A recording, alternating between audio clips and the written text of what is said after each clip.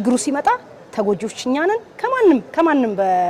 በፊት ተጎጆች ነን እንደገና ሰላሙ ሲመጣ ደግሞ እጅግ በጣም ተጠቃሚዎች እኛ ነው ከዚህ አኳያ ፋይዳው እንደዚህ በቃላት የሚገለጽ አይነት አይደለም እጅግ በጣም ሰፊ ፋይዳ አለው ሴት ከሰላም አንፃር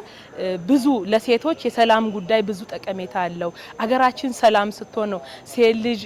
የራሷን የሆነ ልጆቻችን ማስተማር የምትችለው ቤቷን መምራት የምትችለው ስለ ሰላም ሴት ልጅ ዘብ መቆም ስላለባት አገራችን ሰላም እንድትሆን ሴቶች ዘርፈ ብዙ ሚና አላቸው ምክክር ባህል እንዲሆን እንደ ተሳታፊም እንደ ወጣት እንደ ሴትም እንደ ተማሪዎችም ማድረግ ያለብን ምንድነው ባህል እንዲሆን እንደነዚህ አይነት አካሄዶችን መለማመድ መቻል አለብን ሁሌም ቢሆን ማለት ነው ግጭቶችን ወይንም ፍላጎቶቻችንን በሌላ መንገድ ከማሳካት ወይንም ሌላ አማራጭ መንገዶችን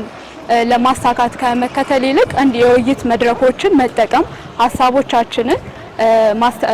ማቅረብ በነጻነት ሐሳቦቻችንን መግለጽ ይገባናል ከዚህ በፊት በነበረው ጊዜ ላይ እንደዚህ አይነት አጋጣሚዎችን ማግኘት ለኛ በጣም ከባድ ነበር